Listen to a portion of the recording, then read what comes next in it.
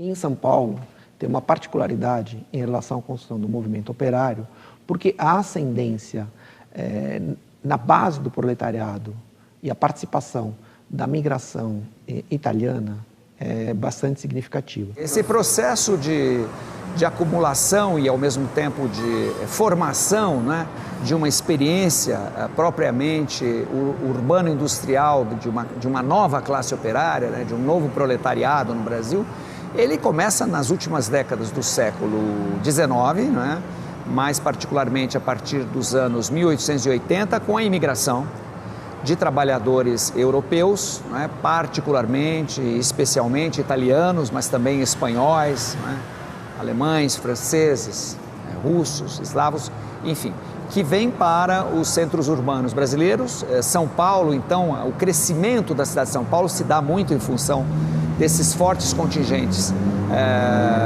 de trabalhadores imigrantes, né, que vão participar do processo de industrialização que estava, né, em curso no estado de São Paulo, mas também em outras regiões do Brasil, exatamente nesses anos, né, desde o final do século XIX, que coincide também com o final da escravidão, 1888, e o início do regime republicano, 1889. Né? Há um chamamento para a vinda de imigrantes, para trabalhadores, para as indústrias, para a cafeicultura e depois para as indústrias, mas não há, é todo um processo de atração desses imigrantes, isso é estatal, isso é um projeto do Estado de atração. Justamente no momento em que a economia paulista, né, baseada na agricultura, na cafeicultura, ela está em franca ascensão. Então, há uma necessidade imediata de reposição dessa força de trabalho que você não tem disponível. E todo esse aparato que é montado pelo Estado brasileiro para garantir esta migração para cá, ela é muito importante, é mantido pelo Estado paulista.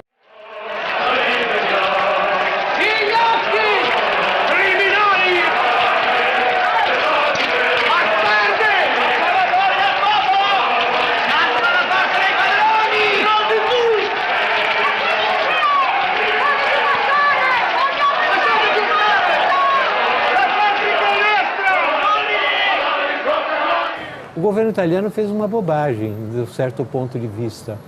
Acho que em 1891 ele decide expulsar os seus ativistas, anárquicos sobretudo, anarquistas, da Itália. Aí o pessoal é expulso da Itália, onde eles vão? Eles vão atrás da imigração. Eles vão atrás da imigração. Eles vão muito mais para a Argentina, que tem um sistema industrial melhor e não teve o peso da escravidão do Brasil. Da Genova il Sirio partivano per l'America varcare I confini. Tem um marco significativo que é um ponto de corte na migração italiana, que é o ano de 1902 e depois 3. Em dezembro de 1902, é firmado o decreto Prinetti na Itália, que impede a imigração subsidiada ao Brasil. Mas o corte da migração subsidiada ao Brasil se dá oficialmente, e nem se dá, lógico, que é movido justamente por esse conjunto de italianos de tendência socialista e anarquista, principalmente, que já estão no Brasil, que vão colocando uma série de denúncias que chegam através do corpo consular ou que chegam diretamente nos jornais italianos, que vão ser reproduzidos, que permite uma repercussão muito maior. Então o decreto Prinetti interrompe a migração subsidiada. A partir daí, diminui significativamente o fluxo migratório para as fazendas. Os italianos que migram espontaneamente, então a maior parte começa a se estabelecer nas cidades, que já receberam uma quantidade significativa de imigrantes que foram dirigidos à fazenda e que não conseguiram nada nas fazendas, a não ser exploração, maltrato, e conseguiram fugir das fazendas e foram parar nas cidades. Esse fato de ser estrangeiros era importante porque era um obstáculo, em certa forma, né? Mas era também uma vantagem porque eram redes de imigrantes, né, que vinham das mesmas regiões, ou se conheciam aqui, passavam pela experiência da imigração. Então essas redes nacionais funcionavam também no momento de solidariedade. No caso de São Paulo, o que é que acontece? Os padrões também eram italianos. E alguns desses imigrantes que foram para o campo, eles enriqueceram, eles se tornaram fazendeiros. Mas a maior parte, não. E ela migra para as cidades, né? Então ela vem engrossar a nascente indústria, né? Eles vão ser absorvidos em grande parte e vão trabalhar onde? Nos quistos étnicos, né? Principalmente no estado de São Paulo, nos moinhos e, né, de trigo, né, né, refinamento de óleo, na produção de macarrão, que são hegemonizados por uma burguesia italiana. É uma imigração de força do trabalho e do capital.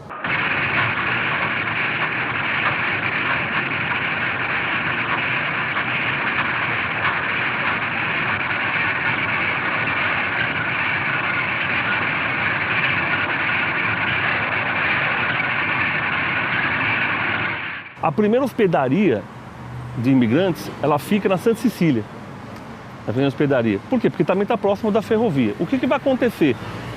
A ideia da hospedaria era que as pessoas ficassem no máximo 7 dias lá na hospedaria. E depois, nesse período de 7 dias, elas fossem enviadas para as regiões cafeicultoras no estado de São Paulo, né? Com o tempo, uma parte desses trabalhadores, desses imigrantes, eles começam a ficar na Santa Cecília. Isso incomoda a elite. A greve 17, que começou no CRESP, como a gente está vendo aqui nesse prédio aqui atrás, né, ela tem todo um movimento histórico, urbanístico, que começa a partir da retirada desses trabalhadores das regiões mais centrais e eles vão morando nas regiões mais próximas dos bairros além do Tamanduateí, como Moca, Brás e assim por diante, né? Então, a ideia de pegar essa classe mais pobre e esses imigrantes e mandar eles para outras regiões, essas regiões além do Tamanduateí. Como é que eles fazem isso inicialmente?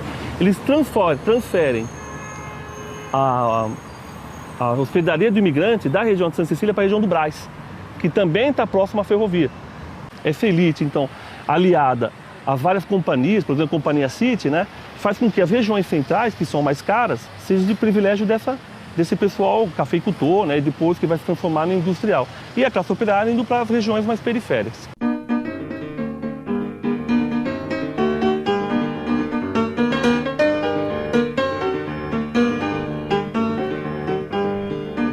A cidade de São Paulo, na época da greve geral, 17, já apresentava um perfil onde quase metade da população era de origem italiana, nascidos na Itália, e sobretudo no setor industrial, eles representavam muito mais que a maioria dos trabalhadores. Uma das características dessa greve, radicalizando um pouco, foi uma greve italiana. Os principais patrões eram italianos, né? As indústrias Matarazzo, sobretudo as indústrias Cresp, os Gamba, mas tinham outros.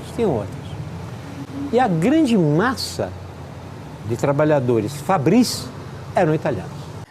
Em São Paulo, especificamente, nos bairros operários, a preponderância era italiana e, em segundo lugar, espanhola. Então, essa é a grande massa que vai fazer o movimento de 17 em São Paulo. Essa é a grande massa. Tanto é que o conflito começa exatamente na fábrica Cresp. No cotonifício Cresp, mais de 70% dos trabalhadores eram italianos. Nessa segunda década que a gente está se referindo, quando vai acontecer a greve de 17, você já tem uma geração de origem italiana, nascida no Brasil, que continua professando em grande medida formada ideologicamente, uma parte deles nos movimentos socialistas das diversas matizes a que eu me referi antes, dos pais italianos, mas que já é nacional. Então, ela consegue se integrar muito melhor em São Paulo, isso que talvez permita também o surgimento de uma greve maciça do que o fazia antes.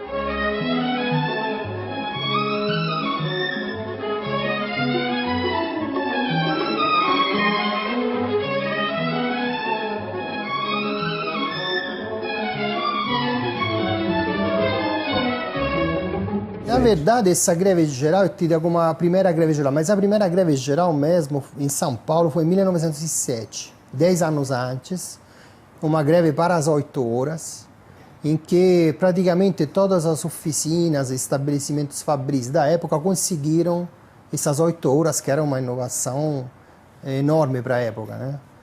Porém, em pouco tempo voltaram aos horários antigos, né?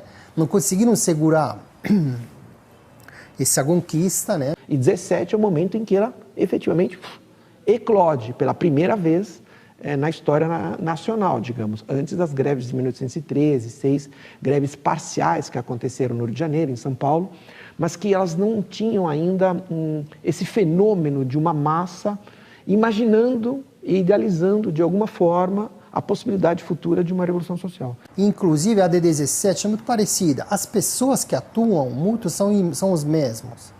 Os atores sociais, os movimentos. Ali em 1907 também o papel dos socialistas italianos, no caso, foi muito importante também, até mais talvez que em 17. E é pouco estudada e pouco lembrada. Porque também 17 é um ano mítico, né?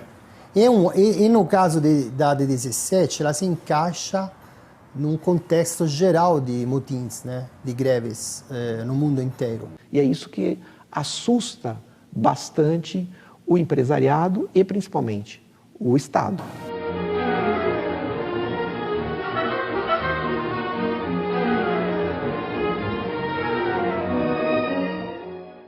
Em 1905, há uma campanha no Brasil, que tem à frente, inclusive, os responsáveis pelo jornal O Amigo do Povo, publicado em São Paulo, que tem à frente, né, no Vasco, já uma adesão à campanha dos operários russos no contexto da Revolução de 1905 e cria os sovietes.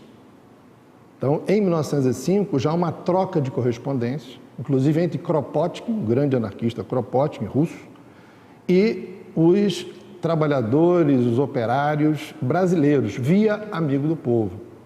Então, essa relação, em 1905, ela já existe.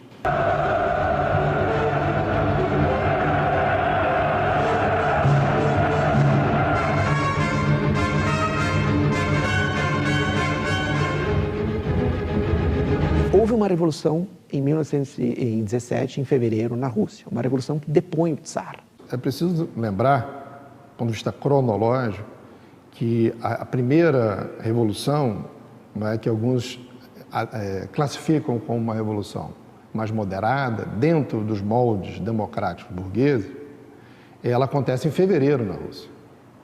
A despeito dos seus limites muito evidentes, era uma grande evolução diante do quadro anterior. Não é ainda a Revolução Bolchevique, mas é a revolução mais revolucionária da Rússia, talvez, aquela em que a população está na rua e está se organizando em soviets, né, nos conselhos primários, de fevereiro até outubro, tanto que obriga Lenin, que é o líder da ala majoritária de um partido que era reformista, né, da Segunda Internacional, a aclamar na volta depois de abril, né, da estação em Leningrado, né, na estação Finlândia, todo o poder aos soviets, que era algo que ele era contrário. Então, essa circulação de ideias chega ao Brasil. Os anarquistas defendem a Revolução Russa até 2021, quando você tem o massacre dos anarquistas na Ucrânia e o massacre de Kronstadt, né? Então, exatamente, no momento, nesse primeiro momento, os anarquistas defendem a Revolução Russa achando que ela era a revolução social que eles tanto almejavam, né? Eles sempre, ao longo de todo o século XIX, os anarquistas diziam, os franceses, no final do XVIII, já fizeram a revolução política, liberté, égalité, fraternité, muito bem. E, inclusive, a imprensa operária e anarquista no mundo inteiro, ainda no século XX, canta loas à Revolução Francesa. Todo 14 de julho publicam editoriais com a letra da Marseillaise e tal, Les Enfants, Liberté, Égalité, Fraternité. Mas e o Kropotkin escreveu um livro clássico sobre a Revolução Francesa. Mas eles dizem, eles fizeram a Revolução Francesa, vamos fazer a Revolução Social. Então é curioso, assim, a gente ainda tem majoritariamente os anarquistas enquanto a corrente mais forte, né, e ainda estão lá tentando se reorganizar, mas é dentro dos próprios anarquistas seduzidos por uma ideia de uma forma de revolução que tem etapas. Então a gente se organiza, cria o partido toma os espaços que são possíveis de organizar outras pessoas, fazemos uma insurreição, chegamos ao poder, instituímos ali um grupo que provavelmente vai ser esse partido, e esse grupo vem de cima para baixo transformando a sociedade. É exatamente o contrário do que sempre sugeriram, sempre propuseram os anarquistas. A transformação ela vem de baixo para cima, todo mundo participando dela de uma forma ou outra, mas não essa coisa tão distante da realidade do próprio trabalhador.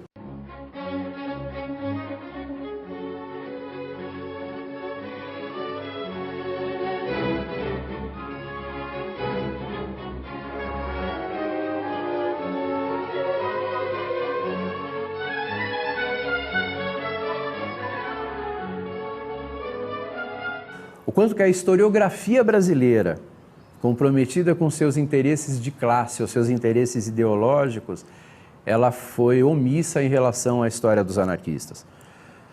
E como que esse resgate da história dos anarquistas, tirando alguns intelectuais comprometidos de fato com a história, e aí a gente pode citar um bom conjunto deles, mas ainda um número muito limitado em relação a todos os historiadores que produzem no Brasil, né? É um número bastante limitado. Hoje tem resgatado essa história. Porque a gente tem um problema da historiografia também, né? Quer dizer, uma vertente mais de esquerda, mais comunista, que valoriza o partido, eles tendem a não valorizar tanto o papel dos anarquistas. O equívoco de historiadores é você fazer essa leitura de uma forma teleológica, né? De você ficar tendo uma visão progressivista, como se a sociedade fosse um organismo vivo. Isso que eu acho que é o grande equívoco, né? Esse olhar teleológico, como se em 30 as massas tivessem um amadurecimento e mais consciência de classe do que as gerações anteriores. A gente percebe um pouco na historiografia tradicional, a historiografia marxista, que surge na década de 70, 80, uma tentativa de resgate da greve de 1917 como um momento histórico importante para a classe operária, mas ainda entendido como a infância do proletariado, né? Como um movimento não organizado, né? ou desorganizado e espontâneo. Quando nós falamos, por exemplo, que uma greve ela é espontânea, a gente tem que definir o que é espontâneo.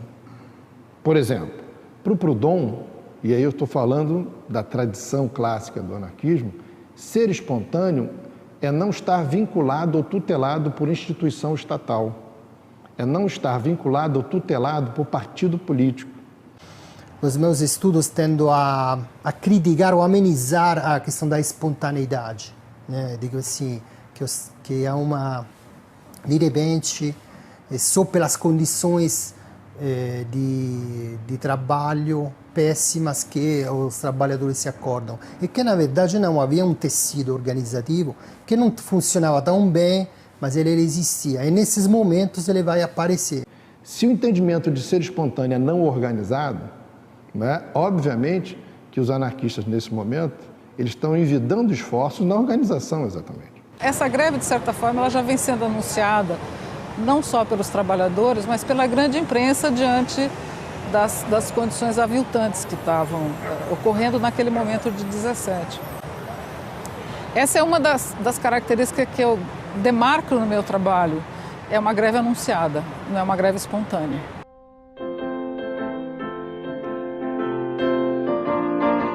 Os anarquistas, eles desde o início do século, desde a virada do século XIX para o século XX, eles vinham se aproximando dos trabalhadores, principalmente os trabalhadores fabris, tinham alguns grupos em suas organizações próprias e que se juntaram no chamado Centro Libertário de São Paulo. Esse anarquismo, pode-se dizer, que ele se organiza mais claramente no campo sindical, ou seja, o anarquismo brasileiro, ele é, antes de tudo, um movimento social do que propriamente um movimento político. Eles começam a se organizar em sindicatos, né? Como uma parte desses imigrantes que estão chegando para o Brasil, eles são socialistas e principalmente anarquistas, são esses sindicatos socialistas e anarquistas que começam a ser construídos, principalmente os sindicatos anarquistas, né, de orientação anarquista. Ao longo desse período, já começa uma discussão em relação ao sindicato, né, porque o sindicato é uma associação de assistência, né, uma caixa de assistência, e eles vêm discutindo a necessidade do sindicato ser um espaço de resistência resistência ao capital, de organização dos trabalhadores, de luta. Essa corrente que acredita nisso são principalmente os anarco-sindicalistas. Então, eles entendem que tem que ir para o sindicato para organizar os trabalhadores, resistir ao capital e, a partir do sindicato, também criar formas de organização dessa nova sociedade. No mesmo período, nós vamos ter, e aí, por exemplo, nos anarco-sindicalistas, nós vamos ter o Edgar Lenroth, talvez como a principal figura nesse momento, e nós vamos ter uma outra corrente que são os anarco-comunistas, Gigi Damiani, Florentino de Carvalho, que eles já têm uma desconfiança em relação aos anarco-sindicalistas, né, dessa coisa mais vertical do sindicato, essa coisa da luta econômica, que eles começam a falar, olha, essa luta do sindicato é uma luta muito econômica, né, e a nossa preocupação não é uma luta econômica, a nossa preocupação é uma luta de transformação social, não de pequenos ganhos do capital. Tudo que você conseguir numa greve por motivos trabalhistas, os patrões recuperam 6 meses depois. Entre os próprios anarquistas havia divisões entre eles, né? Mais comunistas, mais anarcomunistas, mais sindicalistas nesse momento dos anos 10. Eu acho que tem sim, na greve de 17, um componente múltiplo, heterogêneo, que a gente não pode circunscrever a uma determinada facção, se o sindicalismo revolucionário, se o anarco-sindicalismo ou se o anarquismo mais puro, todos vão estar presentes nesse momento, né? E, inclusive, os socialistas. Os socialistas eles participam também desses sindicatos revolucionários que existem no Brasil. Então você pega, por exemplo, Antonio Piccarolo, ele é um dos principais jornalistas italianos e ele é socialista, né? Eles apoiam também as greves, né? A diferença básica dos anarquistas e socialistas é que os socialistas acreditam no papel do partido no processo de mobilização dos trabalhadores. Os anarquistas já não acreditam. Então os anarquistas divergem dos socialistas, mas eles se aproximam e lutam junto durante a greve geral de 17. Enquanto condução, eu diria que ela é basicamente movida por essas lideranças anarquistas. Mas eu não generalizaria isso para a massa das pessoas, né? Que está, inclusive, talvez a maior parte da massa nem sequer o socialismo advogava. Nós vamos encontrar muitos cristãos, né? Porque entre os italianos o catolicismo é muito forte. A greve de 1917, indiscutivelmente, ela foi de orientação anarquista. Não só pela presença física de pessoas anarquistas, mas pela sua organização e pela sua forma de funcionamento, né? E de projeto. A greve geral revolucionária que pode levar a uma revolução social. O movimento anarquista tinha e teve a habilidade bastante notável de propor mecanismos de negociação direta, né? Mecanismos de negociação fábrica a fábrica, através desses comitês de fábrica, que era uma forma também de organização extremamente eficaz, porque organização pela base. E os anarquistas já vinham, através das ligas de bairro, né, fazendo todo um processo de organização desses trabalhadores, porque a greve geral já estava no horizonte. Esse discurso da greve geral já estava colocado pelos anarquistas, na medida que as greves foram pipocando isoladamente.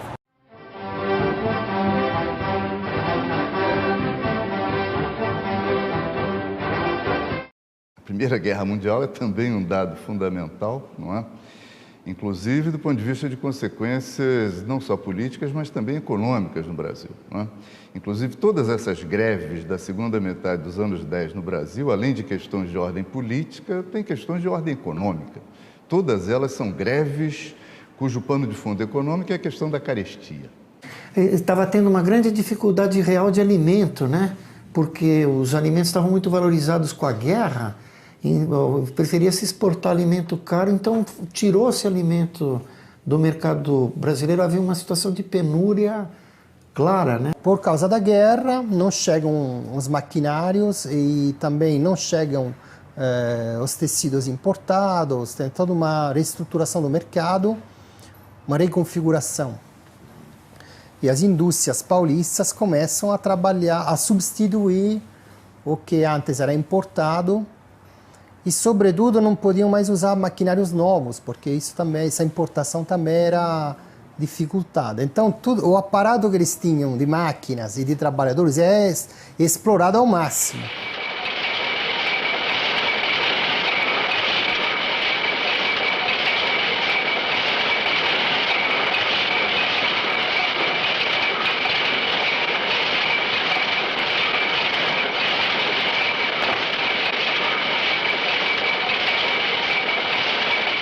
Nós tínhamos já naquele momento algumas centenas de milhares de italianos no Brasil. O consulado italiano trabalhou muito para recrutar italianos para ir combater na Itália. Foram 1.500. Se vocês pensarem, um número pequeno, perto de centenas de milhares, numa campanha pró-guerra impressionante. Por quê? Porque já a propaganda anarquista no Brasil foi muito ativa contra a guerra. O Rodolfo Crespi, o Matarazzo, patrões italianos que empregavam operários italianos tentam impor compulsoriamente aos operários italianos um desconto compulsório, um percentual dos seus salários que iria para a pátria-mãe em guerra, né? A contribuição pró-pátria. E essa é uma das reivindicações também da pauta da greve 17 em São Paulo, né? Eles se recusam. A pátria-mãe está em guerra, que pátria-mãe é essa? Esses comitês pró-pátria eram geridos, em geral, pela classe média imigrada, né? E o que aconteceu? Eles levantavam fundos para enviar esses fundos para a Cruz Vermelha, para o governo italiano, para amparar as famílias que tiveram mortos e feridos na guerra. Ora, a maioria absoluta dos trabalhadores italianos eram contra a guerra. Que pátria é essa na qual eu cultivo trigo e não como pão? Que pátria é essa na qual eu planto a parreira e não tomo vinho? Que pátria é essa na qual eu cuido do gado e não como carne? Enfim, que pátria é essa? Então, a reivindicação é não aderir à contribuição pró-pátria. Nesse momento é interessante porque a identidade de classe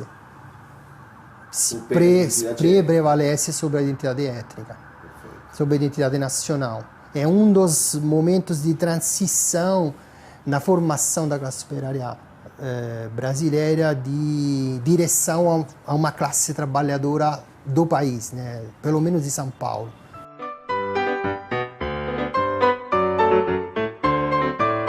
Eu acho que se fala muito pouco, por exemplo, do papel da mulher nesse processo, e é muito interessante quando a gente vai ler, né, as mulheres tomam a frente, às vezes no sentido de resguardar a segurança e a integridade dos homens. As mulheres têm um papel fundamental, porque elas vão às delegacias pedir as solturas dos grevistas. Então as mulheres se apresentam como mulheres destemidas, enfrentam a força policial e reivindicam a soltura dos seus companheiros. Nós tivemos a participação de algumas mulheres militantes muito interessantes. Eu lembro de uma figura anarquista muito atuante, que foi Elvira Boni. Era uma operária, atuou muito nos sindicatos, né? Uma outra militante anarquista fabulosa, educadora, professora primária, mineira de origem, de Juiz de Fora, aliás, de família de classes mais abastadas, mas que dedicou sua vida inteira ao movimento anarquista, é Maria Lacerda de Moura. E durante as manifestações, as mobilizações, a gente sempre vê nas imagens da época a presença feminina marcante. As situações e relatos das mulheres, por exemplo, fazendo os discursos, não são só os homens, a participação delas é muito importante. Também na Rússia foram as mulheres, né? É igualzinho ao de São Petersburgo que acontece na mesma época, só que São Petersburgo se transformou numa revolução, quer dizer, destrói o status quo institucional.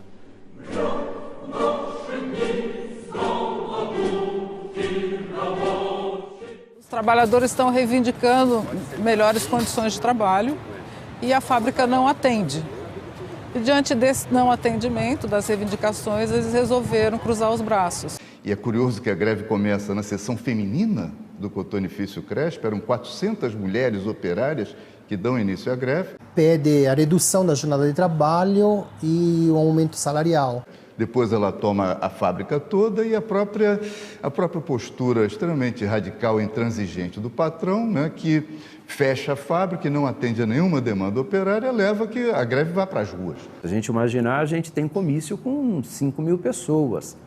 Quer dizer, 5 mil pessoas numa época em que não se tem telefone, jornal, no telefone, internet, televisão e rádio, como a gente entende hoje, é algo de brilhante. Como é que as pessoas conseguiam, tendo discutido uma determinada questão que é relevante, chegar até essa massa, ouvir dela e fazer um encaminhamento dela para quem de direito, para que faça, né, a defesa dessas ideias que estão sendo colocadas ali.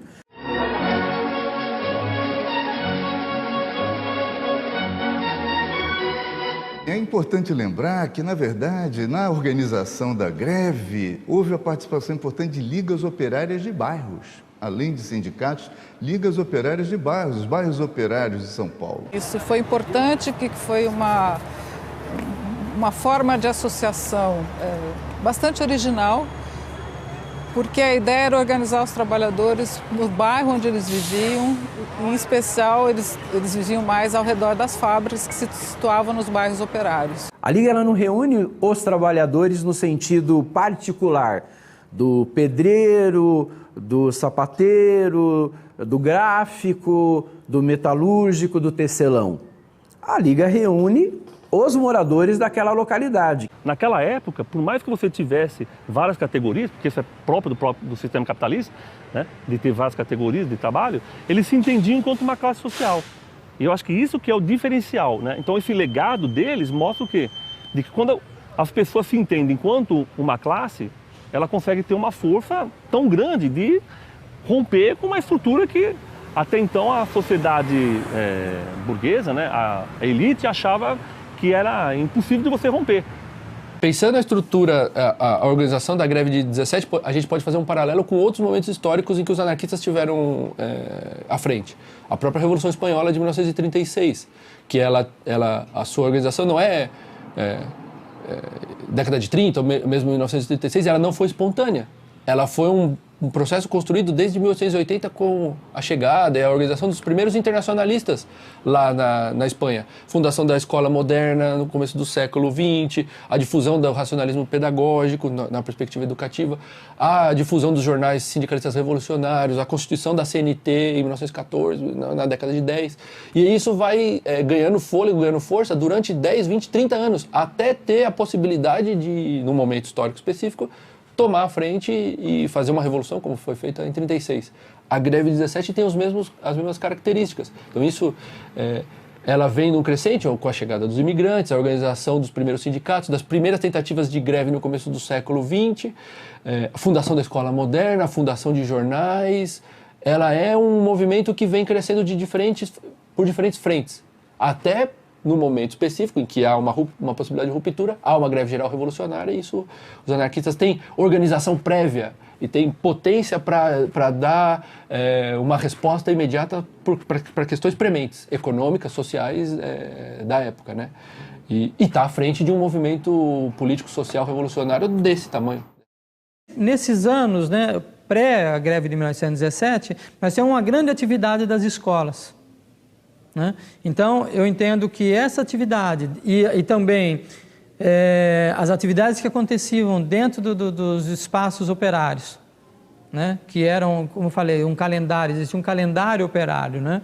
Então, Ferré, né, 1º de Maio, né, queda da Bastilha, né, a Comune de Paris. Então, eram datas do movimento operário que eram refletidas, que eram discutidas dentro dos seus espaços. Eles se entendem como uma classe operária. E eles entendem que eles têm um projeto de vida diferente do projeto de vida que é dado pela burguesia, pela elite que existia naquela época, né? Ou seja, eles têm um projeto de vida deles. E eles querem impor esse projeto de vida. Eles falam assim, olha, não adianta você querer me convencer com as suas coisas. Eu tenho o meu projeto. Então, por exemplo, ao invés da competição, eu tenho o apoio mútuo nos sindicatos. Eu não quero competição. Competição é coisa da burguesia. Isso não tem nada a ver com o meu projeto de vida, né? Tem os teatros da burguesia, tem os teatros operários.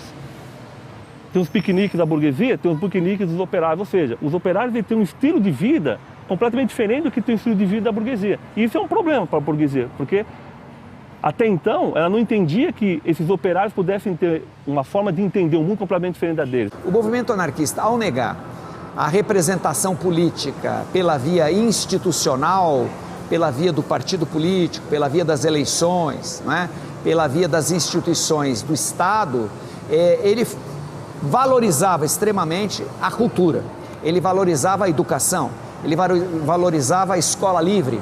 A escola livre do quê? Livre da igreja, livre do Estado, livre dos patrões. Uma escola que pudesse realmente ser criativa, né, e combativa na formação de uma nova consciência. O primeiro Congresso Operário, né, que vai criar a Confederação Operária Brasileira, né, em 1906, um dos temas que vão aparecer para discussão vai ser sobre a educação, sobre a instrução. Né? colocando que era necessário que os sindicatos conseguissem espaço, criassem iniciativas para a criação de escolas.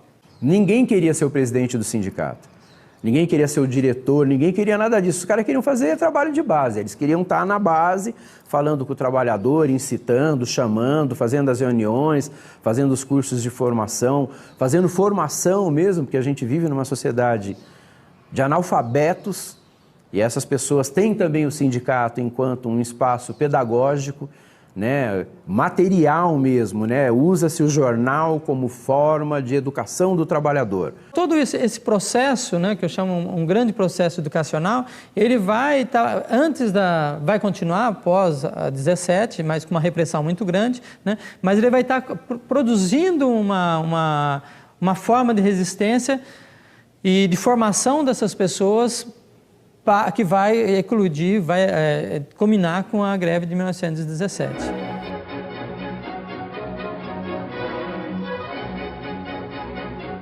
A questão operária ganha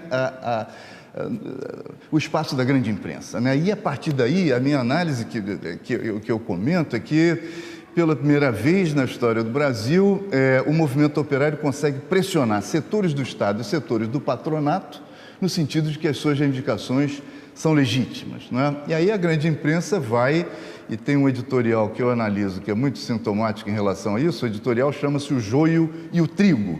O anarquismo seria uma planta exótica, porque é importado da Europa e o clima brasileiro não seria fértil, adequado, etc, etc.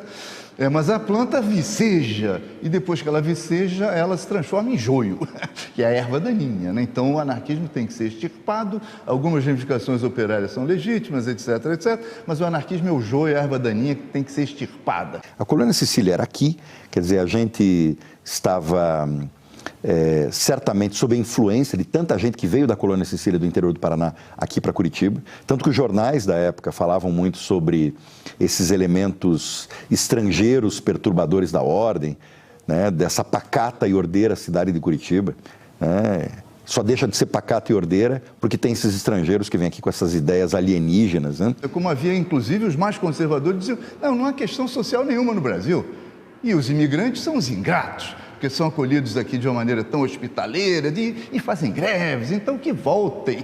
Né? Discurso de uma atualidade, aliás, né? Trump e tal, barrar migração, né? São ingratos. E os anarquistas são taxados como homens sem Deus, sem lei, sem pátria, sem honra, sem família, são apátridas.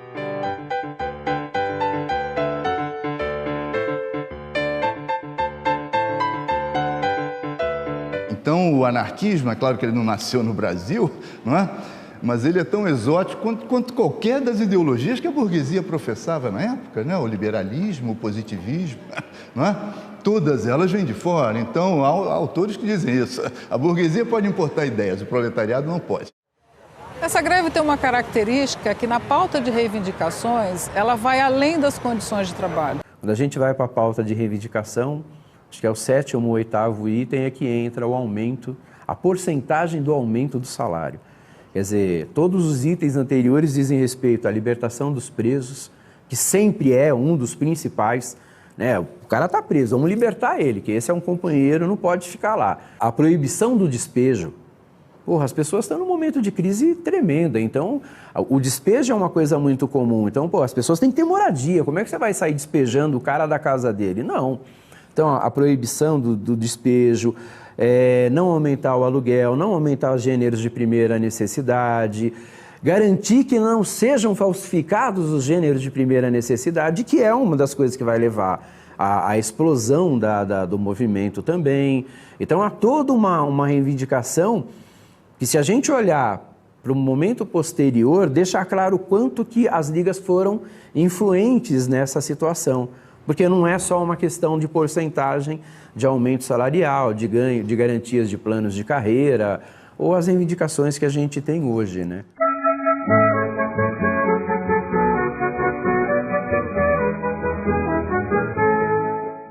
Aqui no CRES, por exemplo, que é uma das grandes fábricas daquele período, né, que é onde começou a greve 17, né, também tinha sua vila, mas não era aquela vila fechada como tem na Vila Maria Velha. Ele era um homem muito visado pelos outros empresários. E todos eles tinham um pouco de inveja do Strait, porque ele era muito querido pelos operários. Tudo que uma cidade precisava, tinha 2 consultórios médicos aqui, tinha 2 consultórios dentários, tinha o berçário, tinha a creche e tinha o jardim da infância. E para completar isso, tinha 2 escolas grandes, uma de meninos e outra de meninas, que hoje está em completo abandono, infelizmente. Por todas essas mordomias, entre aspas, que o povo falava, ele queria o bem-estar do operário. Você ter um operário na vila, você traz para ele aquela ideia de segurança. Tipo, eu estou trabalhando na fábrica, eu tenho o direito de ficar numa casa. Só que aí você tem um controle sobre ele. E esses operários, obviamente, são muito mais difíceis você conseguir fazer com que eles participem dos sindicatos, né?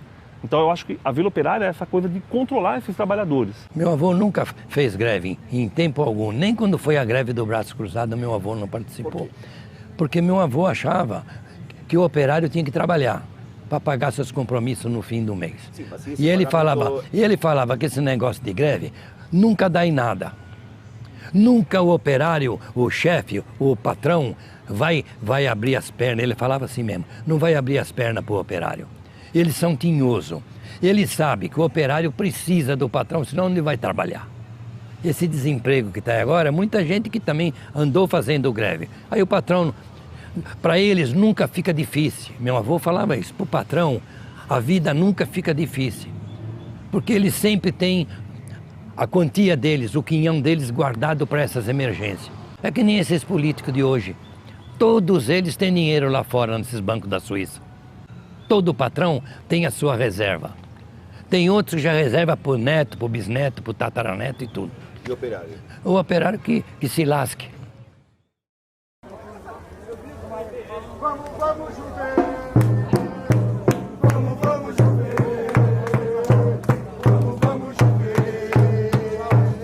A gente está aqui na Rua Javari, próximo ao estádio do Juventus, né, o famoso estádio da Rua Javari, que leva o nome de Conde Rodolfo Crespo. O que segura o Juventus ainda é a Moca e o torcedor da Moca, então tem essa simbiose ainda. Aqui é o espaço de um bairro operário, né, com fábricas no início do século passado, de imigrantes europeus que se instalaram aqui para fazer esse trabalho fabril, e não só para fazer o trabalho fabril, né? Também eram imigrantes europeus que vieram para formar a burguesia, a classe dominante. Então o próprio nome, né, e o próprio clube, Juventus, tem essa origem, né, nesse processo de contradição. Então a história que eu saiba aqui do Clube Atlético Juventus, que são 2 irmãos Crespi, né, oriundos da Itália, e um era torcedor da Juve e o outro era torcedor do Torino. E eles queriam formar um time de operários aqui, né, que era deles, e queriam colocar ou Juventus ou Torino.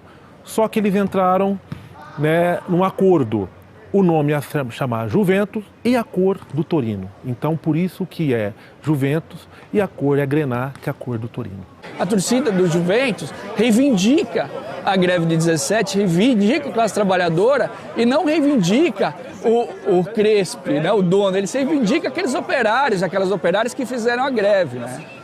Então, vamos dizer assim, a identidade da torcida do Juventus é a identidade com os jogadores de futebol, com os operários, porque quem faz o time, quem fazia a fábrica e quem fez tudo isso aqui foram os operários, né? É o trabalho. Sou operário, oh bela tchau, tchau da Javari. Resistiremos como há 100 anos atrás. Nesse momento não existia nenhuma legislação trabalhista. Quando havia algum problema nas fábricas, em especial greve, os patrões chamavam a força policial para reprimir. E esses embates, nesses confrontos, acaba tendo a primeira morte. Não tinha tropa de choque, quem fazia a repressão era a cavalaria naquele tempo. E como eles faziam? O cara ia praticamente deitado em cima do cavalo, pode-se dizer que paralelo, com a cabeça encostada na cabeça do cavalo, a rédea bem curta, e com o sabre, né? E eles iam espanando o sabre. Então, o pessoal fugia, porque se pegava, Aquilo ali era para cortar, para matar mesmo, né? As classes dominantes no Brasil da Primeira República sempre se serviram dessa repressão, de uma legislação altamente excludente, inclusive prevendo a expulsão e a deportação de elementos considerados subversivos, e a repressão policial, pura e simples, né?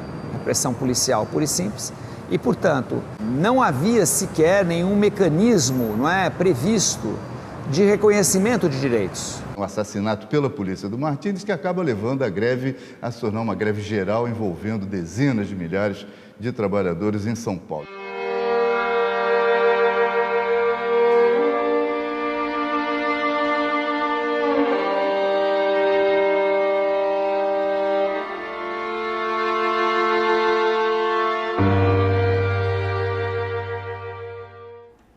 O significado simbólico da morte provoca uma catarse emotiva que permite que uma dada tensão subterrânea, que está borbulhando, possa vir a ser traduzida em forma de uma ação efetiva de rua. O comício fúnebre, né, que leva o corpo do operário Martins ao cemitério do Araçá, em São Paulo, envolve também dezenas de milhares de trabalhadores, não é?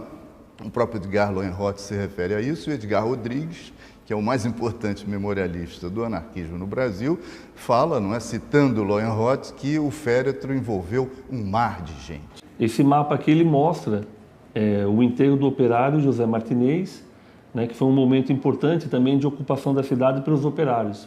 A polícia da época, que chamava Força Pública, né, orientou os operários a levar no caixão do Brás, onde morava o operário morto, até o cemitério de Araçá, que era o cemitério que tinha da prefeitura, né? E nos discursos no cemitério é que eles chamam a população para a greve geral.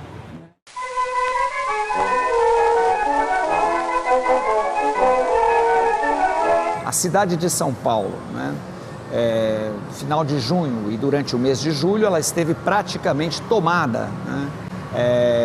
Por este movimento. Né? Esse movimento, de alguma maneira, se apoderou, né? Ou se empoderou, como hoje se costuma dizer, do espaço urbano da capital paulista, não é, da cidade de São Paulo.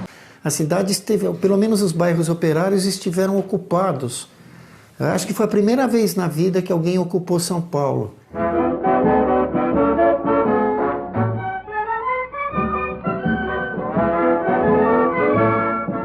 A greve que começa no CRESP, que tem todas as reivindicações dos trabalhadores do CRESP, ela se espalha em como uma greve de solidariedade. A solidariedade ao trabalhador preso, a solidariedade aos companheiros em greves, a solidariedade àqueles que não estão recebendo, então passam-se, né, as listas de subscrição para ajudar, coisa e tal. Tem falas de trabalhadores que dizem, olha, estou entrando em greve por solidariedade, não tenho nada a reclamar do meu patrão. Ou aqueles que tinham as reivindicações atendidas e depois se mantinham em greve por solidariedade. Então a solidariedade é uma palavra-chave para os anarquistas. Quando a gente vai para essa forma de percepção, de leitura da coisa, a gente vê elas acontecendo ali. Horizontalidade, federalismo, autogestão, ação direta, solidariedade, ética. Elas percebem o quê? Que existe uma questão aqui de ataque brutal contra os trabalhadores e aí eles vão se unir para fazer mais força para que esses trabalhadores consigam ter aquilo que eles querem. Esse exercício da solidariedade é fundamental para poder fazer qualquer tipo de transformação, para qualquer tipo de enfrentamento. Então, acho que isso é um legado importante, a noção de solidariedade, para você conseguir fazer uma indignação para além do individual e ser coletiva.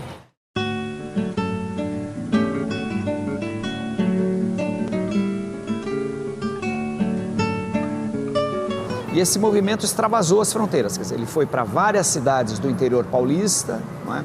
Foi para outros estados, não é? A ideia maior era fazer uma greve geral no país como um todo, né? Elas foram acontecendo em momentos distintos, mas ela tem repercussão, tem ressonância esse movimento em vários lugares do país. Fazer uma mobilização em termos nacionais, com uma dificuldade de comunicação como aquela que tinha em 1917, isso é notável. Isso aponta, por um lado, provavelmente para o modo eficaz como circulavam alguns jornais operários no período. A greve de 1917 ela é uma greve nacional, com vinculação nacional, principalmente pela relação de comunicação entre o movimento operário nacional, principalmente entre os anarquistas. Ela vai ter articulação a partir da Federação Operária do Rio de Janeiro, com telegramas, porque existiam esses sindicatos unidos numa grande confederação, que é a Confederação Operária Brasileira, que tinha esses princípios, né, anarquistas, sindicalistas revolucionários, né, e a partir dos telegramas começam a pipocar greves em várias capitais, no Nordeste, por exemplo, também no Paraná, em várias cidades do Paraná, ou mesmo em Curitiba. Primeira coisa assim, que chama atenção para qualquer um que está acostumado com greve hoje, né, para quem está com os pés no presente, né, e essa é uma viagem interessante para qualquer historiador, é ver como greve era feita de um modo diferente no passado. Greve não era cruzar os braços, né, e se reunir na praça, meramente. Né. A greve é subverter a ordem, concretamente. Aqui em Curitiba, a greve, como em todas as greves anarco-sindicalistas, eram greves com ações violentas. Se Lênin e os bolcheviques conseguiram tomar o Palácio de Inverno, por que não conseguiríamos nós, anarquistas, tomar o Palácio do Catete? Então ele diz, vamos tomar o Catete, jogar sacada abaixo o patife que lá está a presidir o país, enfim, vamos tomar o Catete. Essa é a proposta, tomar o Catete, né? É extremamente radical, não é? Quando estoura a greve 17 em São Paulo, 2 dias depois do enterro do José Martinez, a União Geral dos Trabalhadores vai chamar uma reunião na sua sede, que fica na Rua Brás Cubas. Nessa reunião vão aparecer 1.000 trabalhadores, tudo isso registrado nos jornais da época. Eles vendo aquele número enorme de trabalhadores, eles desistem de fazer uma reunião e fazem um comício público. Nesse comício vão falar vários oradores. 3 dias depois desse comício, eles vão fazer um novo comício. E segundo as memórias do João Perdigão Gutierrez, que foi um anarquista que participou ativamente da greve 17 na cidade de Santos, ele fala que durante o comício, a anarquista argentina Sofia Garrido vai declarar iniciada a greve em Santos. Os anarquistas, eles se fortalecem nesse período, né, e vão terminar quase no mesmo período também a greve. Então, são vários elementos que demonstram que a greve do Rio Grande do Sul, ela não era uma greve isolada, era uma greve que fazia parte da greve geral de 1917. Então foi um movimento realmente muito importante que, de alguma maneira, participa um pouco de um momento internacional das lutas, né, dos trabalhadores, né, pela sua própria, vamos dizer assim, pelo seu próprio reconhecimento, pela sua própria identidade, né, como um novo sujeito histórico, digamos assim, né. Depois, durante o movimento, foi necessário montar um comitê, chamado Comitê de Defesa Proletária, em que dele participaram vários militantes das ligas operárias, representantes das ligas operárias. É interessante relembrar que a composição desse comitê, dele participam 5 militantes anarquistas e 1 militante socialista não anarquista, né? Entre os anarquistas está o Edgar Loenroth, o Luigi Damiani, né? Didi Damiani, Rodolfo Felipe, o Tianti, e o socialista não anarquista era o Teodoro Monicelli. E é curioso porque se os trabalhadores já têm alguma forma de organização, os industriais ainda não têm uma organização própria. Eles se organizavam junto com a Associação Comercial e eles começam a perceber que eles precisam, doravante, se tornar uma força da classe industrial. E é interessante que a burguesia percebe isso. Percebe isso, tanto é que verá toda uma repressão violentíssima posterior. São 3 mortes oficiais, né? Que isso foi registrado na imprensa. Eu quero dizer uma coisa. A estudiosa Leo Prato, ela fez um capítulo sobre os mortos. O número oficial de mortos, oficial, da greve são 3. O número real não sabemos, mas seguramente muitas dezenas, se não mais. Ela dá uma série de indicações muito interessantes que nos levam que possa existir uma vala comum clandestina no cemitério de Araçá. Eu consegui ter acesso ao jornal Fanfula, que era um jornal da colônia italiana e abriu um espaço para acompanhar o movimento grevista. E o Fanfula, ele acompanhou durante as madrugadas, alguns despejos de mortos por carroça na calada da noite, no cemitério. Então ele aventa a possibilidade de ter havido muito mais mortes que não foram registradas. Não há interesse, né, por parte governamental, por parte dos industriais, de que as mortes apareçam em número elevado. Mas não teve como negar a existência oficial de 3 mortes. Mas é possível que tenha havido um morticínio em São Paulo. A repressão foi muito intensa e isso levou os próprios anarquistas a proporem, em comício público, a suspensão da greve. A história da vala comum é uma coisa terrível na história brasileira. Eu só quero recordar que em 1990 foi descoberta uma vala clandestina no cemitério de Perus, que nós estamos com 1.044 corpos, que até hoje não se conseguiu fazer o exame de DNA. Depois de quanto? 27 anos? Pela resistência do Estado brasileiro.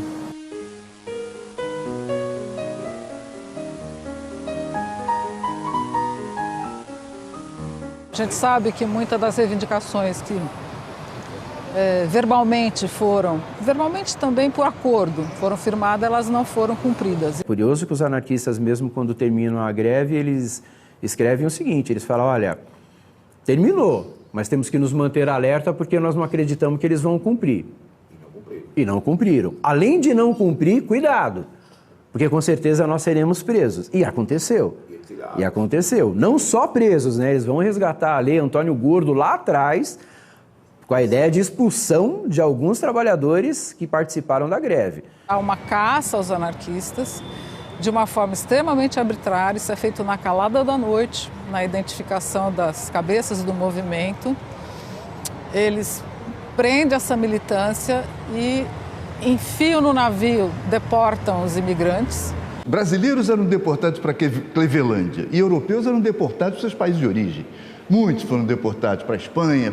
Em 1907 já tinha sido promulgada a Lei Adolfo Gordo, que era uma lei que estabelecia os critérios para a deportação de estrangeiros que prejudicassem a ordem e a tranquilidade públicas, né? Você veja que tem um fio vermelho que liga. Nesse aspecto, por exemplo, é a repressão constante. Legal, institucional e ilegal. Tortura, maltrato, desaparecimento de corpos. A oligarquia brasileira, um pouco guiada da oligarquia paulista, a oligarquia brasileira, ela não sabe tratar com democracia, com negociação, com acordos. Ela o faz quando é obrigada. Mas se não é obrigada, mesmo quando é obrigada, ela tem sempre o outro lado. A repressão, a repressão, a repressão, a repressão. Constante. Isso vale para 17? Claro. Vale também para os 350 anos de escravismo. Antes. Ela é constante. Isso até hoje.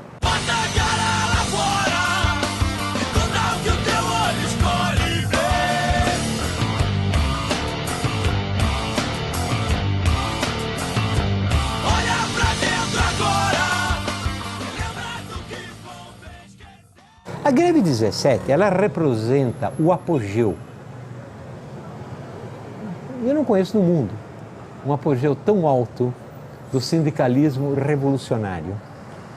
Afinal de contas, no dia 13, 14 de julho, eles tomam a cidade. Não funciona mais nada. Só funciona aquilo que tem o papelzinho do Comitê de Defesa Proletária. Em alguns momentos, os anarquistas expediam salvo-condutos, porque em determinadas regiões de São Paulo não se andava sem esse salvo-conduto. A polícia não controlava algumas regiões da cidade, eram os anarquistas que controlavam. Então havia uma linha clara de separação entre o espaço do Estado e o espaço anarquista tomado, né, por esses anarquistas nesse momento. E essa greve vai ganhando uma dimensão que as autoridades não previam. A polícia está se dissolvendo. A polícia está se dissolvendo de cansaço. O governo federal está mandando um cruzador e um coraçado para Santos para tentar reprimir a greve. Nunca vi isso. Um coraçado para reprimir greve é de uma violência. O exército está vacilando se ataca ou não ataca. chegamos ao apogeu, mas também à decadência. Por quê? Por quê? Não tinha política. A salvação foi o comitê de jornalistas. Se o sindicalismo revolucionário não fala com o Estado e não fala com os patrões, o que ele tem que fazer? Tomar o poder. Mas eles são contra tomar o poder. E os anarquistas, eles não querem sentar junto ao governo. Então, há uma intermediação que também, no caso de 17, é inédita, né, que se forma um comitê de jornalistas da grande imprensa que vai intermediar o conflito. Acertadamente também eles começam a perceber que não há possibilidade de negociação com o patronato, então eles se resguardam desse encontro com o patronato, até com medo das lideranças serem presas, né? E aí os jornalistas então se propõem a intermediar essa relação entre patrões e trabalhadores para que, né, os anarquistas não se exponham tanto. Eles insistem que o Estado tem que se dissolver. O Estado tem que se dissolver. Aí está o grande limite. Quer dizer, eles não entendem a ideia da necessidade da política, da negociação e de ter o objetivo de tomar o poder. Transformar o poder em algo onde o proletariado conta. Eles são contra isso. Ora, isso é um limite. Eles chegaram ao máximo, daí não podem fazer mais nada. Por sorte, teve a negociação com os jornalistas que permite uma saída. A repressão é muito mais intensa em relação aos anarquistas. É interessante a gente observar o quanto que o Partido Comunista, desde o seu início, busca alianças com a classe patronal e com o Estado, né? Porque ele entende que dessa maneira ele preserva o partido e, preservando o partido, ele consegue se manter vivo na luta e continuar nessa luta. Para os anarquistas não existe essa possibilidade porque nós somos totalmente contra o Estado, então a gente não tem como fazer essas alianças.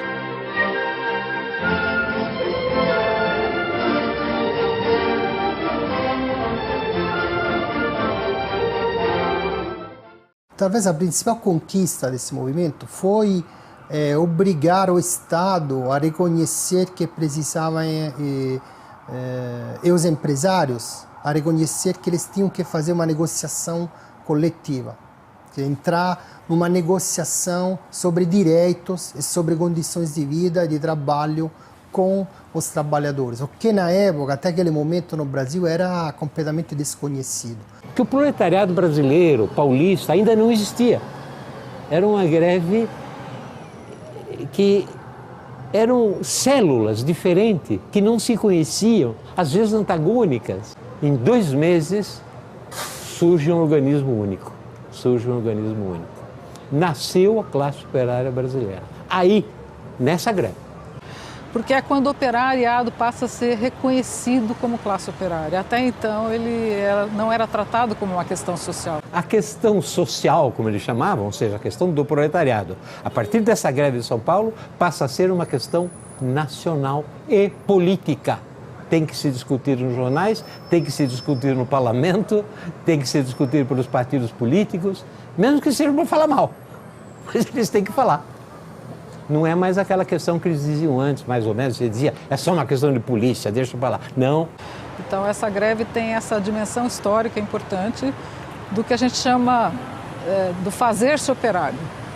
Eles se fizeram como classe durante esse movimento.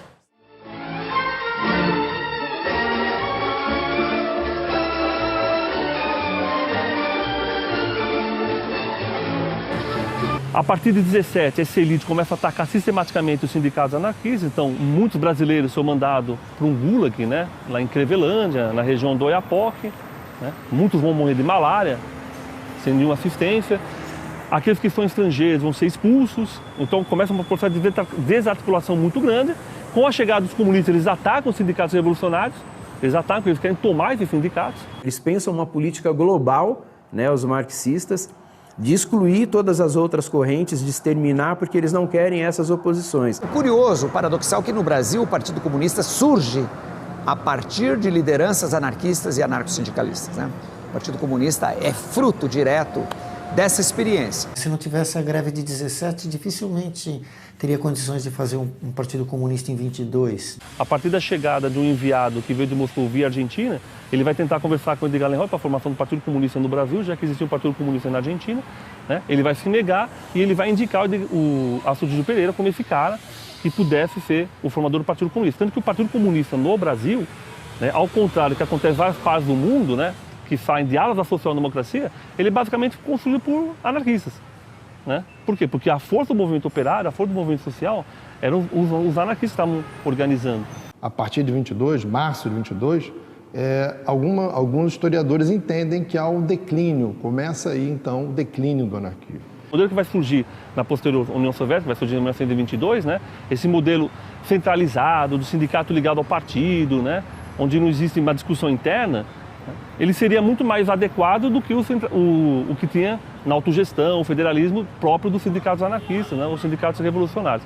O prestígio da Revolução Soviética, a organização do Partido Comunista, a proposta de criar sindicatos por categorias, metalúrgico, químico, têxtil, acaba sendo vitoriosa. E o anarquismo reflui. Essa disputa ela vai para além dessa data de 22. Um exemplo, que é mais do que exemplo, é um sintoma. Né? Em 24, são os anarquistas as maiores vítimas da deportação para Cleveland, que é uma espécie de campo, né, de isolamento, um campo, né, alguns chamam de concentração, acho que o termo não é adequado, mas alguns chamam de campo de concentração, na fronteira do Brasil com a Guiana Francesa, né, lá no extremo norte, que era Pará na época e agora é o Amapá. Então, foram só anarquistas deportados para essa região. Isso é um sintoma de que o inimigo prioritário do Estado era exatamente o movimento anarquista. Os anarquistas continuaram resistindo nos sindicatos, não como correntes tão fortes, mas eles eram vozes dentro do sindicato, questionando, lutando, brigando. Eles continuaram com seus espaços culturais como centro de cultura. Por outro lado, a gente observa que o anarquismo está aí hoje, é muito curioso, quando a gente vê acabou a paz, isso aqui tem que virar o Chile, e a gente vê aquele menino negro pegado na grade, ele falando, aqui é a horizontalidade, irmão, aqui é a horizontalidade. E ele explicando o que é a horizontalidade. E aí eu assistindo o filme, falei, porra, isso é greve geral de 1917. O que essa molecada fez é greve geral de 1917.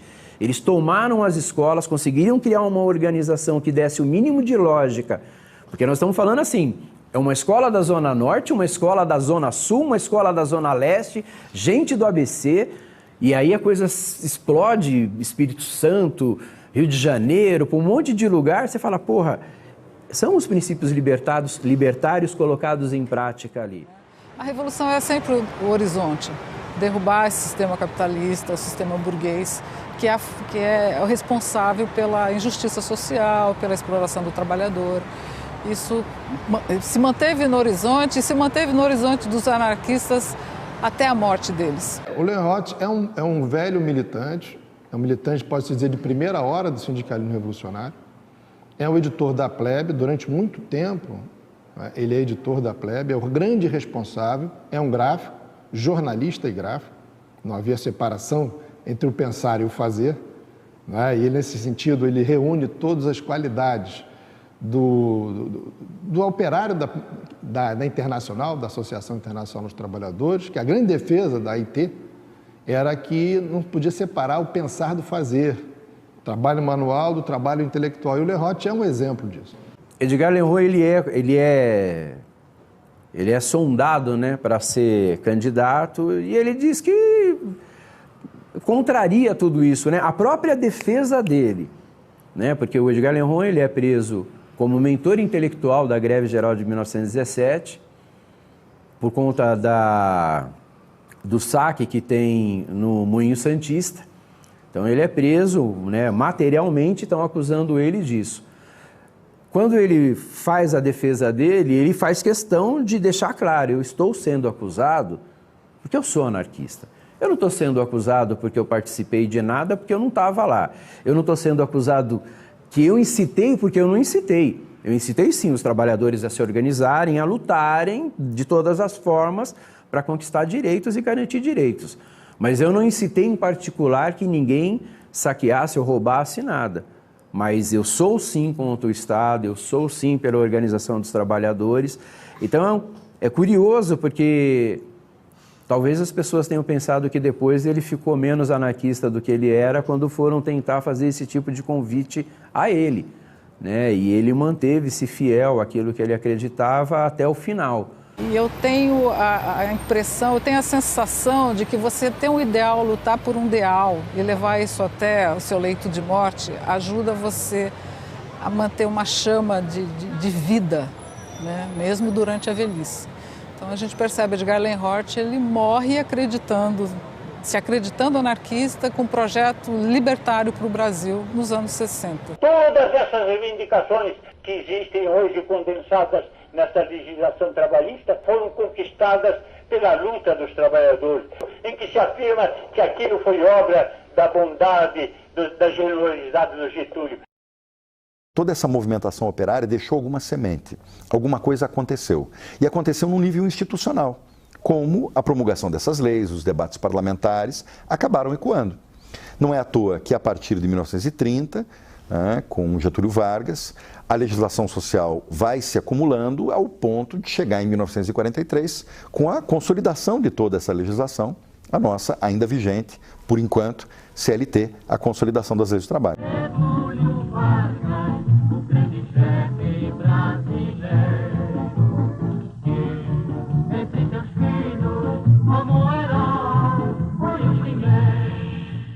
Para constituir, digamos assim, para você reconstituir todo esse panorama de como se organizavam os trabalhadores antes de 1930, é muito difícil você não fazer esse contraponto com tudo aquilo que acontece a partir de Getúlio Vargas em 1930. O que o Vargas vai fazer, eu acho que de mais importante, vai ser destruir a autonomia sindical da classe operária no Brasil e construir a sua antítese, que é a heteronomia sindical.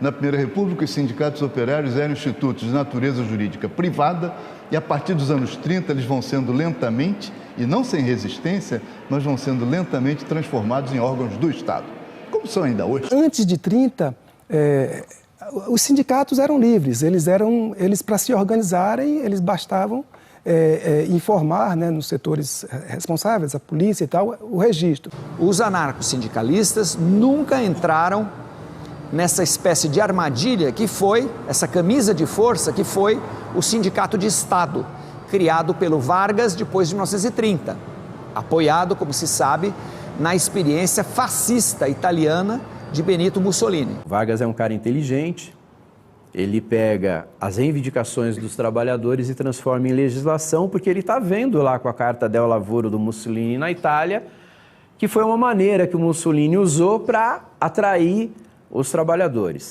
Controlar o movimento operário. E Vargas vai ser muito hábil nesse sentido. Os anarquistas resistem, mas aos poucos eles vão perdendo o famoso vetor social e sindical, porque o Estado vai invadindo o mundo sindical. Os sindicatos, a partir de 30, são enquadrados, são aprisionados, ou digamos assim, o Estado tenta, digamos assim, absorver para dentro dele, né, todo o vigor da força dos trabalhadores. Os sindicatos não aderiram porque quiseram ao varguismo.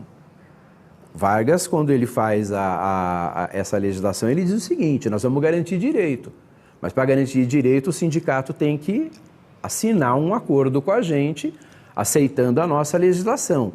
Dessa maneira, o trabalhador sindicalizado nesse sindicato vai garantir o seu direito.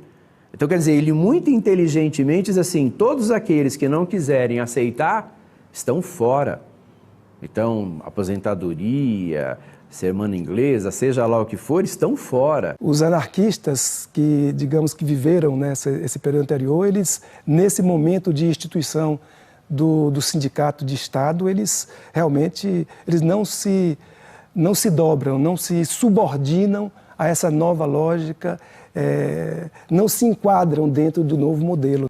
Há um movimento intenso de repressão em relação ao movimento anarquista por ser essa corrente mais forte, mais aguerrida e que não faz conchavo, não faz aliança Capital é o capital, o trabalhador é o trabalhador, e a gente está aqui para lutar contra o capital, contra o patrão, contra o Estado, que é uma correia de transmissão dos interesses da classe dominante junto aos trabalhadores. Então, ponto, não há possibilidade de negociação. E aí, como não há, a gente tem os nossos sindicatos, a nossa forma de organizar, nós não vamos aderir. E aí surge um grande problema, porque se a gente também não vai aderir, nós também não vamos conseguir garantir direitos para os trabalhadores. Esse é um dos momentos de enfraquecimento da luta dos anarquistas, exatamente porque eles não querem fazer o conchave, eles não querem fazer aliança, eles não querem ceder. Talvez alguns dissessem assim, teriam sido mais inteligentes se cedessem, mas se ceder não seriam anarquistas. Mas isso também não quer dizer que os sindicatos e a luta dos trabalhadores depois de 30 tenham deixado de ser um caso de polícia, né? Mesmo dentro dessa tentativa de domesticar a classe, né? Todo o processo de revolta dos trabalhadores ele é combatido de uma forma violenta pela polícia, pelo Estado.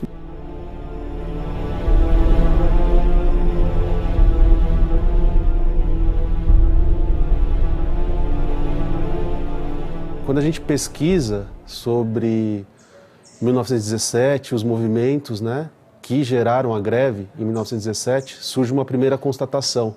Há pouquíssimos materiais sobre o assunto. E onde está a memória dessa greve? Onde você vê a memória nos livros de história e mesmo nos ambientes operários de hoje? Ela se apagou. Quer dizer, e por quê? Né? Por que isso? Como é que pode um movimento dessa envergadura, com o impacto que tem na realidade não só de São Paulo, mas do Brasil, e se dissolver? E por quê? Né? Por que apagaram a história desses homens, dessas mulheres, desses anarquistas, dessas anarquistas? Por que tiraram a história desse pessoal da história? Só pode ser por uma razão. Porque é uma história de radicalidade, de muita radicalidade. Porque eles sempre foram alvo da repressão. Eles em vários momentos tiveram sua imprensa invadida, suas organizações fechadas. Havia uma vigilância constante sobre a atuação dos anarquistas. O anarquista ele tem uma característica muito curiosa, né? Todo anarquista é um arquivista. Porque como ele sabe que o Estado vai queimar os seus documentos, como ele sabe que o Estado vai, na primeira oportunidade, vai jogar fora tudo que ele tiver e vai queimar, ele sabe que ele tem que ter a preocupação de guardar. E onde é que você pode encontrar informações sobre essa greve? Aqui, né, nos documentos que restaram, né, nos jornais de época, nas revistas. Acho que não só o Edgar, como todos os coletivos, né, todas as pessoas que estavam no anarquismo, eles tinham esse ato de guardar. O Edgar era como um guardião dessa memória coletiva, né? Eu não acredito que seja uma ação só individual. Eu acho que ele seja uma pessoa muito importante junto com esse coletivo que era de todos os outros anarquistas que estavam lá. E esse ato dele construir o arquivo e também desse arquivo dele receber memórias de outros arquivos e de outras coleções fizeram com que a gente tivesse acesso a publicações como a Plebe e a possibilidade de agora, 100 anos depois, o jornal ser impresso numa edição facsímile. Mas também os registros dessa greve com certeza permeiam toda a documentação da administração pública de São Paulo nessa época. Então, eu acho que nós temos ainda muito o que pesquisar, porque a historiografia que escreveu, que se deteve a escrever sobre a greve 17, ela não dispunha da disponibilização dos documentos que hoje nós temos. Cada fichinha tem que todos os países onde o movimento anarquista é mais claro.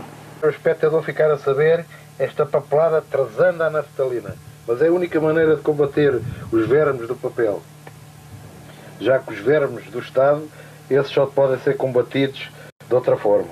A lanterna é esta. A verdade, a guerra social, a plebe, as comunas livres de Israel. Sem a presença dos anarquistas, muito possivelmente essa greve não teria acontecido. A greve de 17 foi a entrada de São Paulo no século XX. Uma greve que é, sem sombra de dúvida, um marco para a classe trabalhadora brasileira. 17 não está 100 anos para trás, talvez esteja 100 anos na frente. Essa história, essa coisa que a gente não vai deixar morrer. Nesse momento da greve, os anarquistas puderam, por ter hegemonia do movimento sindical e social em diferentes frentes, puderam dar vazão a essa revolta popular e criar, de fato, um processo, sim, insurrecional, revolucionário, importante, sem igual na história do Brasil até hoje. Precisa sempre ressaltar uma coisa: o heroísmo, a coragem, a honestidade, ou tudo do movimento anarquista e social, sindicalista revolucionário brasileiro. São absolutamente, não sei como dizer, heróis límpidos. Raramente se encontra um grupo, uma pleiade com tanta dedicação. Eu gosto muito de uma frase lapidar do Camus, que está no Homem Revoltado. A gente conhece muito o Camus como Prêmio Nobel da Literatura, um grande escritor, mas ele tem uma obra ensaística muito interessante, que ele define a estratégia da negação afirmativa. Aquele que diz não à opressão, diz sim a si mesmo. Então, esse é o início de um exercício de você lutar contra a opressão. Primeiro você precisa dizer individualmente não a ela e depois juntar as forças para enfrentá-la. O legado geral acho que pode se resumir na ideia de auto-organização. Né? A ideia de auto-organização, quer dizer, ninguém vai defender melhor os nossos direitos, as nossas reivindicações, do que nós mesmos, devidamente reunidos, devidamente organizados. O que fica de legado é que, primeiro, aprender em que país nós estamos e que oligarquia nós temos que tratar. O que nós temos de legado é que quando um setor de classe, um setor de classe, é determinado e luta até o fim, pode conseguir vitórias, sim, e pode encostar na parede essa oligarquia escravocrata até hoje.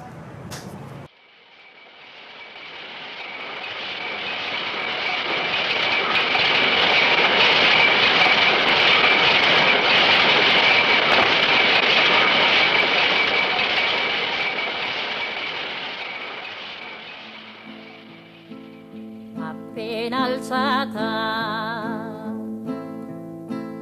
oh bella ciao, bella ciao, bella ciao, ciao, ciao alla mattina. Appena alzata, in risaia mi tocca andare. E fra gli insetti e le zanzare, oh bella ciao, bella ciao, bella ciao, ciao, ciao. E fra gli insetti e le zanzare, un duro lavoro mi tocca fare. Oh mamma mia, oh che tormento, oh bella ciao, bella ciao, bella ciao, ciao, ciao, oh mamma mia, oh che tormento, io ti invoco ogni domani,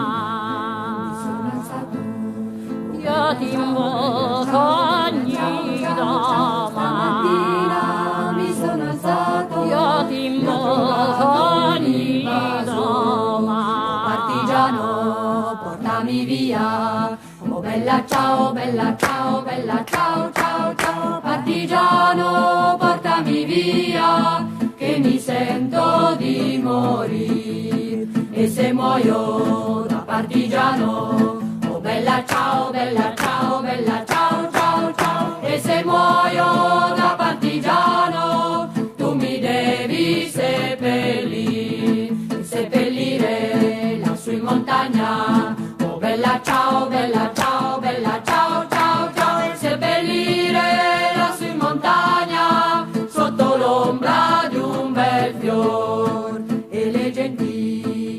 passeranno. Oh bella ciao, bella ciao, bella ciao, ciao, ciao. E le genti che passeranno mi diranno che bel fior. E questo è il fiore del partigiano. Oh bella ciao, bella ciao, bella ciao, ciao, ciao. E questo è il fiore del partigiano morto per la libertà. E questo è il fiore del partigiano morto per la libertà.